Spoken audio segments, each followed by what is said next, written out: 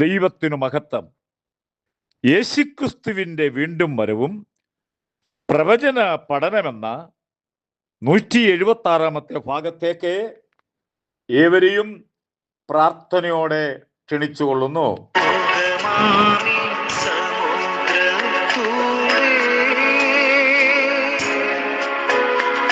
വിശ്വാസത്തിൻ പടർ കേറി ലോകമാമി സമുദ്രത്തൂടെ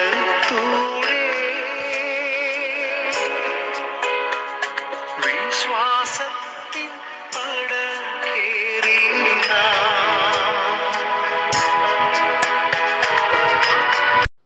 നമ്മൾ കഴിഞ്ഞ ദിവസം പഠിച്ചുകൊണ്ടിരിക്കുന്നത് ഇസ്രായേലിന്റെ ഒന്നാമത്തെ രാജാവിനെ അഭിഷേകം ചെയ്യുന്ന ആ ക്ലാസ്സിലേക്കാണ്. ഇവർ രണ്ടുപേരും, ശൗലും ഭൃത്യനും, കഴുതയെ തേടി 3 ദിവസം കഴിഞ്ഞപ്പോൾ ഭൃത്യൻ പറഞ്ഞു, ഇവിടെ ഒരു പ്രവാചകനുണ്ട്. അങ്ങനെ ഭൃത്യന്റെ വാക്ക് കേട്ട് അവർ രണ്ടുപേരും ശൗമേലിന്റെ വീട്ടിലേക്ക് ചെല്ലുന്നു. ശൗൽ ചെല്ലുന്നതിന് 1 ദിവസം മുമ്പേ 1 ശമൂവേൽ 9-ാം അധ്യായം 15-ാമത്തെ വാക്യം, യഹോവ ദൈവം ശമൂവേലിനോടൊരു കാര്യം പറയുന്നു. നാളെ ഈ നേരത്തെ ബെന്യാമിൻ ദേശക്കാരനായ ഒരുവനെ ഞാൻ നിന്റെ അടുക്കൽ അയക്കും. എൻ്റെ ജനത്തെ ഭരിക്കേണ്ടതിന് വേണ്ടി നീ അവനെ അഭിഷേകം ചെയ്യണം.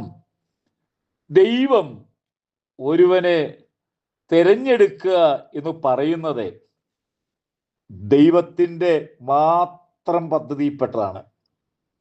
ഇതിനകത്ത് മാനുഷിക ആലോചനകൾ ഒന്നുമില്ല, മനുഷ്യന്റെ ചിന്താഗതികൾ ഒന്നുമില്ല. ദൈവം മാത്രമാണ് തെരഞ്ഞെടുത്ത് ആ കാര്യത്തിൽ ക്രമീകരിക്കുന്നത്.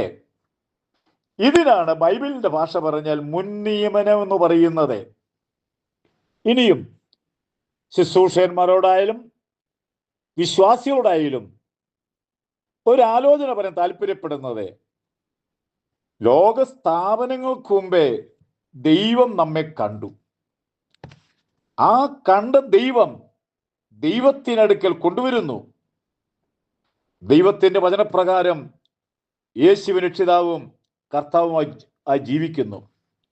അതുപോലെ തന്നെ ദൈവദാസന്മാരെ, അവരെ ശുശ്രൂഷയ്ക്ക് മുമ്പേ തന്നെ ദൈവം അവരെ കണ്ട് ശുശ്രൂഷ ദൈവമാണ് പരമേൽപ്പിക്കുന്നത്.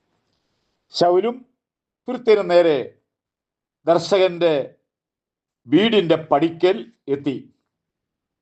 ശൗമേനോട് ചോദിക്കുകയാണ്, ദർശകന്റെ വീട് ഒന്ന് പറഞ്ഞു തരണമെന്ന്. ബൈബിൾ അങ്ങനെ എഴുതിയിരിക്കുന്നത്. 1 ശമൂവേൽ 9-ാം അധ്യായം 19-ാമത്തെ വാക്യം.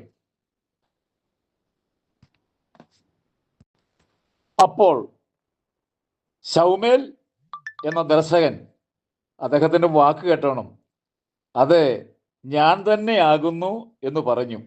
എത്ര താഴ്മയോടുകൂടിയാണ് ഉള്ള മറുപടിയാണ്. അടുത്ത പറയുന്നു, 3 ദിവസം മുമ്പേ നഷ്ടപ്പെട്ട കഴുതയെ കണ്ടുകിട്ടി. ഈ കഴുതയെ ആ വീട്ടിൽ നിന്ന് നഷ്ടപ്പെടുത്തുവാൻ ദൈവത്തിന്റെ പദ്ധതിയാണ്.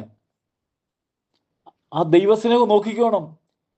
ശമൂവേലിന്റെ മുമ്പിൽ ശൗലിനെ കൊണ്ടുവരാൻ വേണ്ടി വീട്ടിലുള്ള ഒരു കഴുതയെ വഴിതെറ്റിച്ച് വിട്ട് ഒടുവിൽ ശമൂവേലിന്റെ മുമ്പിൽ ശൗൽ എത്തി. ഇതാണ് ദൈവത്തിന്റെ പദ്ധതി എന്ന് പറയുന്നത്. അടുത്ത പറയുന്നത്, ഇസ്രായേലിന്റെ ആഗ്രഹം നിന്റെ മേലാണ്. ശൗലിനെ ഇസ്രായേലിന്റെ രാജാവാക്കുന്ന കാര്യമാണ് പറഞ്ഞത്. വാസ്തവത്തിൽ ശമൂവേലിന്റെ മുമ്പിൽ വന്നപ്പോഴാണ് അറിയുന്നത്, എന്നെ രാജാവാക്കാൻ വേണ്ടിയാണ് എന്നെ ഇങ്ങനെ കൊണ്ടുവന്നെന്ന് മനസ്സിലായത്.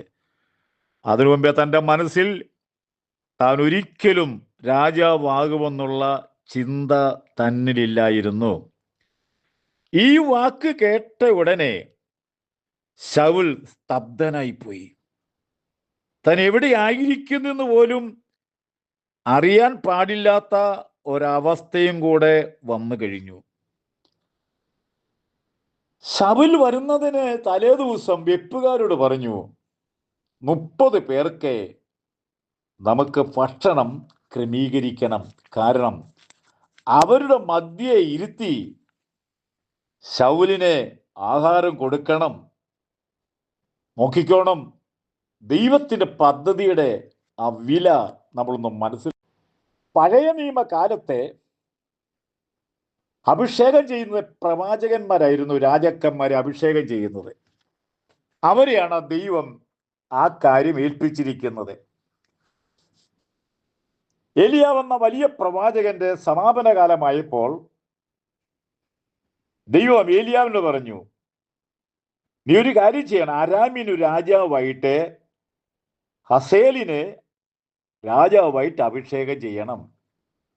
നിംസിയുടെ മകനായിരിക്കുന്ന യേഹുവിനെ ഇസ്രായേൽ രാജാവായിട്ട് അഭിഷേകം ചെയ്യണം. അടുത്ത പറഞ്ഞിരിക്കുന്നത് സാഫാത്തിന്റെ മകനായ ഏലിശയെ നിനക്കു പകരം പ്രവാചകനായി അഭിഷേകം ചെയ്യണം. നോക്കിക്കോണം, ആ കാലയളവിൽ ഒരു പ്രവാചകന് ഒരുപാട് അധികാരങ്ങൾ ഉണ്ടായിരുന്നു. അതിലൊരു അധികാരമായിരുന്നു രാജാക്കന്മാരെ അഭിഷേകം ചെയ്യുവാനും.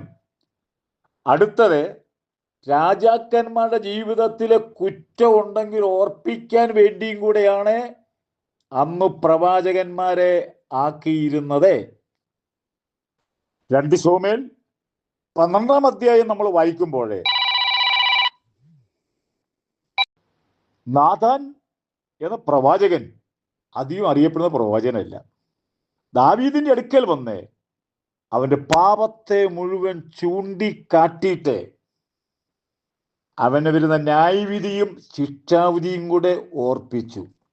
ഇത് അഭിഷിക്തരായിരിക്കുന്ന പ്രവാചകന്മാരെ ഏൽപ്പിച്ചിരിക്കുന്ന കാര്യം ഓർപ്പിച്ചുകൊള്ളുന്നു. തുടർന്നും അടുത്ത ദിവസങ്ങളിൽ ക്ലാസ് തുടരാൻ ആഗ്രഹിക്കുന്നു. പ്രാർത്ഥിക്കുക. എൻ്റെ ക്ലാസ്സിൽ ഏറ്റവും പ്രധാനമായ കാര്യം, നമ്മുടെ കർത്താവിൻ്റെ വരവിന് വേണ്ടി ഒരുപാട് ആളുകൾ ഒരുങ്ങുക, ഭാരതത്തിന് വേണ്ടി പ്രാർത്ഥിക്കുക. ദൈവമായ കർത്താവേ നമ്മളെ അനുഗ്രഹിക്കട്ടെ.